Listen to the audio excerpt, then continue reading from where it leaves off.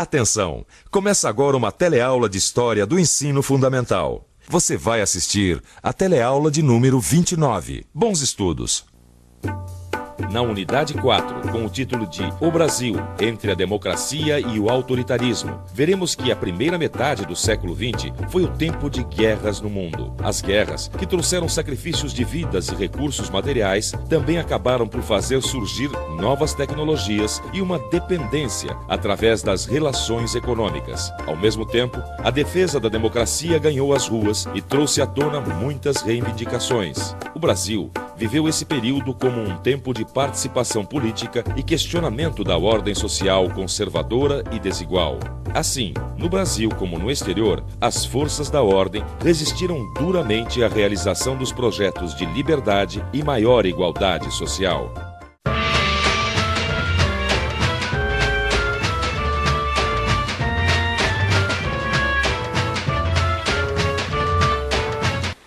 Nossa, foi difícil chegar hoje, hein, Joana? É? Alguma notícia sobre a greve dos motoristas de ônibus? Não, ainda não. É que eu tô lendo primeiro as notícias internacionais também. Ah, internacionais primeiro? Você sabe que às vezes até me esqueço dessa parte do jornal? Bom, também o que me interessa saber, sei lá, vai ter eleições na Turquia, sabe? Interesse muito. Será? O que uma coisa que acontece lá do outro lado do mundo tem a ver com a gente, aqui no Brasil? Na teleaula de hoje, você vai ver que a história de um país sofre influências do que ocorre nos outros países. Vai perceber que, muitas vezes, os fatos e processos históricos estão diretamente ligados. E vai entender por que as disputas da Guerra Fria mudaram o rumo da história de vários países da América Latina.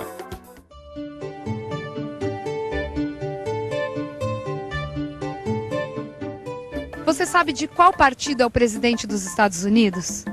Não sei. Não sei. Você me pegou, hein? Democratas? Republicano. Sabe as Farc, aquele grupo de guerrilheiros, em qual país da América Latina eles atuam?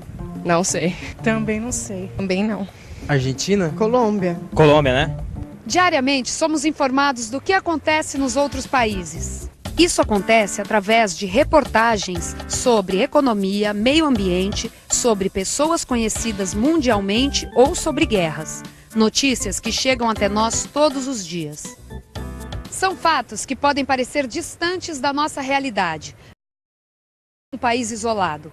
O que acontece nos vários cantos do mundo influencia e às vezes se relaciona diretamente com o que acontece aqui. Eu nunca tinha pensado nisso, Joana. É importante saber o que acontece no mundo para entender o que acontece no Brasil. Mas será que a influência dos fatos que acontecem no mundo é uma coisa recente? Sei lá, por causa da TV, da internet? Ah, não. Sempre foi assim através da história. As relações econômicas, políticas e culturais estabelecidas entre países de continentes diferentes sempre tiveram relação com processos históricos de cada uma dessas nações.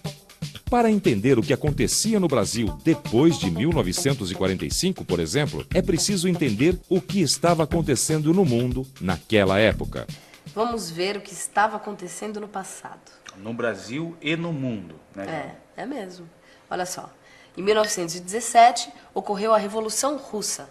Bom, a Revolução é russa, né? Então, qual a relação dela com os outros países? Marx, no século XIX, ele teorizou o socialismo, mas em nenhum país ele foi colocado na prática. Isso só aconteceu em 1917 na Rússia e em condições muito específicas.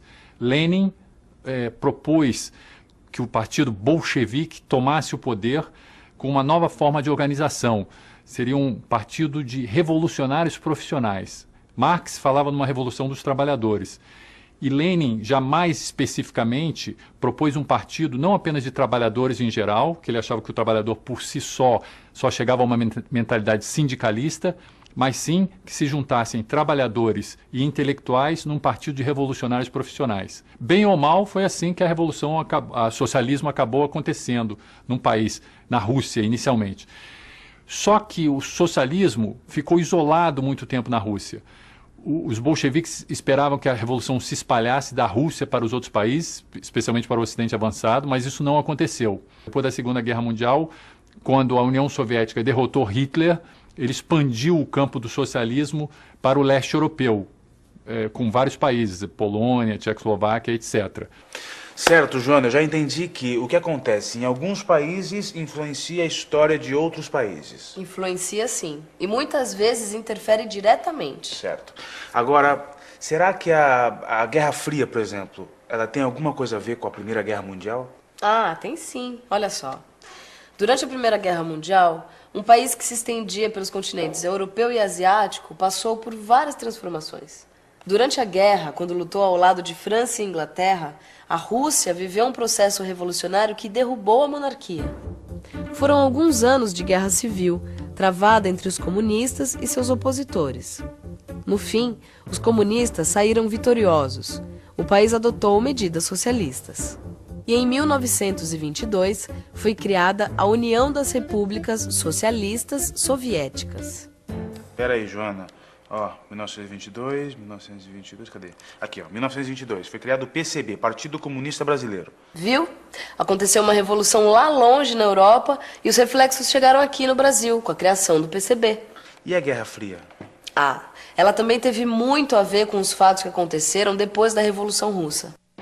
Depois da Primeira Guerra Mundial, a União Soviética fez mudanças radicais na sociedade. Por isso, passou a ser vista como uma grande ameaça, não só pela burguesia, como por setores conservadores que temiam a perda de privilégios e direitos. As mudanças feitas pelos soviéticos inspiraram muitas organizações operárias na Europa, nos Estados Unidos e na América Latina. Você sabe quem foi esse homem? Não tenho a menor ideia. Não consigo reconhecer. Não sei. Benito Mussolini. Este é Benito Mussolini. Alguns anos depois da Primeira Guerra Mundial, Mussolini implantou o fascismo na Itália. E na Alemanha, Hitler se estabeleceu no poder ao liderar um regime autoritário conhecido como nazismo. Os dois regimes políticos se caracterizavam pelo unipartidarismo, pelo controle dos meios de comunicação e pela exaltação ao líder. Mais uma vez, um processo histórico tem a ver com outro. O nazismo e o fascismo, ao surgirem, expressaram uma reação ao crescimento dos partidos comunistas em seus países. Foi uma época de muitas mudanças, né, Joana? Foi uma época de instabilidade econômica, social e política no mundo inteiro. E como as relações entre os países eram interligadas, começaram a surgir vários conflitos. Era o início da Segunda Guerra Mundial. Com a Segunda Guerra Mundial, houve uma destruição muito grande no continente europeu. Os Estados Unidos, que não tinham sofrido nem com a Primeira Guerra, nem com a Segunda, tiveram um crescimento muito forte. E a União Soviética também, depois que se recuperou, se transformou no que a gente chamou de superpotência. Então, se criaram duas superpotências. Houve, então, aí um decréscimo na força das antigas potências coloniais, Inglaterra, França, etc. E isso deu uma força muito grande para os movimentos independentistas no chamado Terceiro Mundo. Então, houve, depois da Segunda Guerra, uma onda de descolonização e criação de novos países independentes. A Segunda Guerra Mundial terminou com a vitória dos aliados. Por causa do grande número de países envolvidos e dos avanços tecnológicos da indústria de armamentos, os resultados foram devastadores. A destruição atingiu seu ponto alto quando os Estados Unidos lançaram uma bomba atômica sobre o Japão. Surgia um novo tipo de arma, com um poder de destruição até então inimaginável.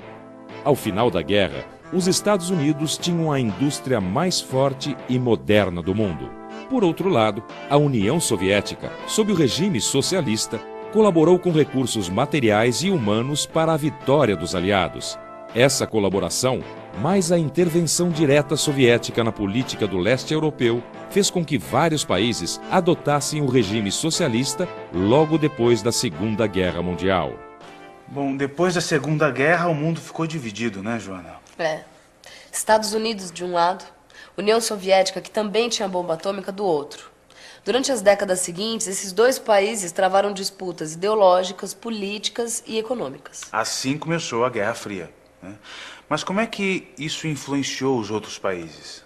É que tanto os Estados Unidos quanto a União Soviética precisavam conquistar o apoio das outras nações. O curioso é que na Guerra Fria, os Estados Unidos e a União Soviética nunca se enfrentaram diretamente no campo de batalha, né?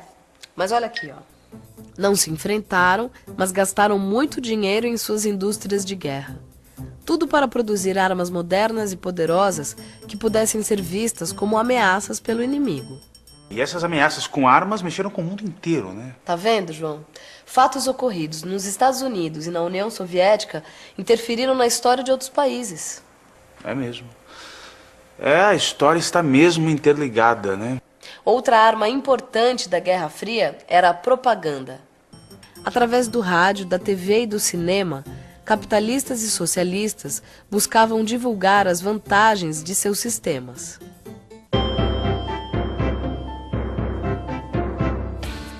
O cinema foi um dos meios de comunicação mais utilizados pelos Estados Unidos para divulgar as qualidades do modo de vida americano. Filmes sobre espionagem, astronautas e viagens espaciais eram bastante comuns. De um lado estava o herói americano, do outro, o vilão, sempre um russo.